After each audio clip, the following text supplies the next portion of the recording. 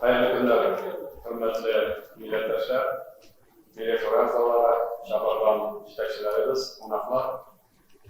Mana endi subhanallah, 2022 yıl erkenler öz vazifelerini bitirip, imtihanlara katışa, hem biz endi bütün dünya Tatar Kongresi'nde özümüzün yıl sayı bulacağın Milli Şura oturuşun imtihanlar günler biriktirerimiz çoluk vakitte endi biz eykemiz bu yıl, uzun bakışı yıl, Tatar milleti için bütün milletler Rusya için dur vakıyalara layıklı buldu. Anın ki birinçisi indi.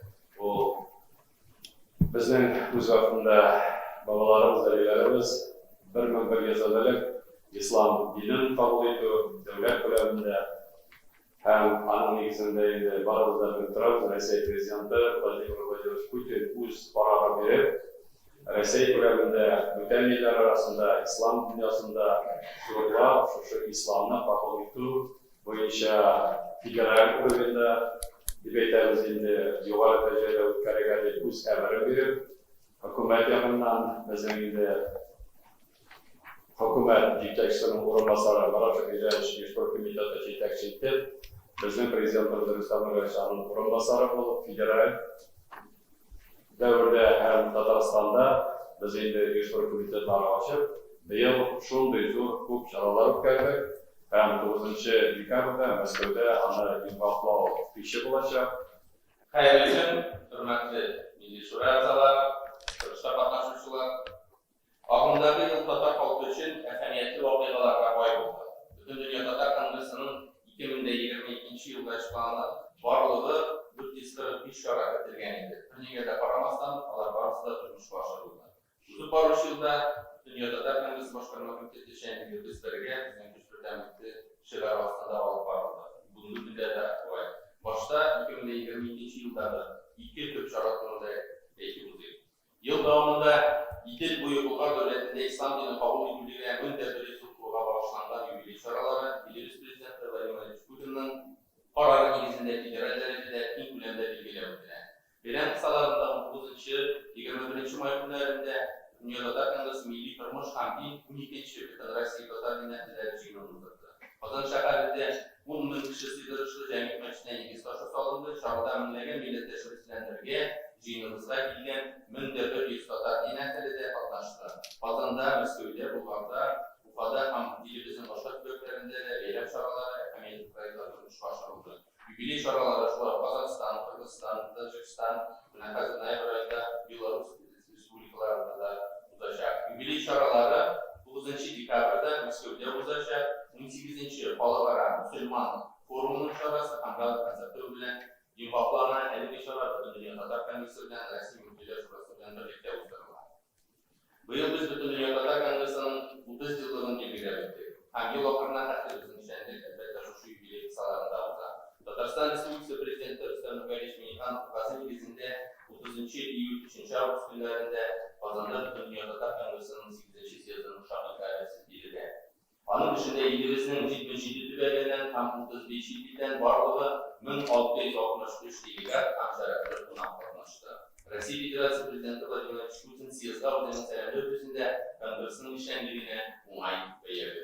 Rustam Miromonovich Minnaxanovning yo'llanmasida aytganidek, Rossiya Amerikaga milliy madaniyatlar ham traditsiyalar yo'q. Ondan so'ng Moskvada ukaz qabul qilindi. Vladimir Putinning ukazi 9 ноября kunida основ государственной политики по сохранению и укреплению традиционных российских духовно-нравственных ценностей degan ukaz chiqdi. Bu ukazdan naql etilgan tarixiy qonunlar saqlab qolindi. Shu ikki dokument negizida men taqdim etgan kelasi variantlarga milliy dostonlarimiz yili deyishadi. Bizning dostonlarimizda tarixiy qon bek solingan. Ham uni bizga uylanishga kerak. Qizg'ashga qarshi bizda kamchiliklar bor. Masalan, bu yil ijrochini qatnashdim Qozonda bo'lgan xalqaro kongress, ana madaniyat ministri o'tkazdi. Dostonlarga bag'ishlangan edi. Shundan ko'rindi. Dostonlar bo'yicha bizning ko'rshi xalqlarda ish ketmadi, bizda yo'q. Yani Akademik alimler işleydi, ama biz işleyen işler mekteplerge, bağlarda hem kim cemaatçılıkka var. Şuna göre bizge buna bu kimçiliklerge gerek. Birinciden bizim mektepler için bularga sınıf olacak kullanmalar, bağlar için işlengen. İkinciden bizge Avrupa'da gerek kim propaganda dasturlarımızın. Üçüncüden bu ülkede tiksularlık şeylerge gerek. Bu Tatar tarafında değil. Belli sorunu icazat kapsamında. Yani koyduğum eğer de biz kilesi oluşursa işini başlatırsak belki faydası olur. Bizim bütün Tatar dünyasında gelip çiğderdek dasturlarımız var. Anlamına İlgay dastanı, Şarabat dastanı, Akkubak dastanı, Bölek Kamsasulu bilgi dasturlardan eşitliğinde yok bence bu mesela kalite şöyle tiyatroda bu Dekabr ayında koyulaşan İlgay dastanı ve kitaplar müzikal eser var. Çünkü halklar izlerle gitti. Hemen de bizge kubra itibar ederek bağlarda, yaşlarga şu ayırda anlatıyor. Çünkü bu dasturlarda bizim milli ansamında. Ve şu milli ansamında zikir geçirir. Tartışır. Bu dastan elbette tarihi eserlerdir. Bizge bağlarda sindire getirsek, ana elbette sindir yuvarlarak var. Mesela Dede Kutlu diyen dastan var. Dastan Oğuz dilli Türk halklar arasında sağlanmadaki kuşaklar kadar biliyoruz. Kuşak halklar biliyoruz. Zor kanal kuşak halklar arasında sağlanmadaki. Ve şu dastan önce Azerbaycan'ın arkasından bağlar için Müjdenin Traktor kısmında kitap yazmayı bu meseleler de basmıştı. Kolay başlıklar da var. Kepeği, huzur bilen açı olur değil mi? School daslanında koy bağlarda onlar kazanacak. Kırgızlarda da, Özbeklerde de o bir bağladık ya, Mekteplerde de bu kadar. Bizge de belki menşiktir yalnızların, müzime internetlerde nefsir daslanlar boyunca bağlar için mahsus eserde yazıda belki bir konkurs kongres gerektir. Men kirishim, agarda biz bu yillar yetamiz ekan, bu bizning planga kirgan ish choralari negizida butun narsa azmi ko'pmi deb yaramay, agarda biz ani e'lon etamiz ekan, biz planga korrektirovka butun bo'lgan choralarini qo'shamiz. Biz burada zalda oturan kişilerde bizni toplam olarak görüyoruz. Elimizde koşullarımız da çıkarsınlar buraya dostlarına tekrar bilmiyor. Ama buraya bilecek ile bu sözünü, bu fikrini biraz kingrek anlattığı için işlerliğin bizim tarihinin ilerliğin ana boyunca anlatmak gerekiyor. Bunlar da şimdi bizning mumkinga agarda kazanda mumkinchilik bor ekan, bu maktablarga bo'lsin, yili binolarga bo'lsin, viloyatlar bo'lsin, mumkinchilik bor ekan, pandemiyada eski fasoliyatga kirgan. Shiddat bilan bizning maktablarga, bola yurtlarga ana deb qo'lga kerak. Ana bitta bugunga yo'li yo'q.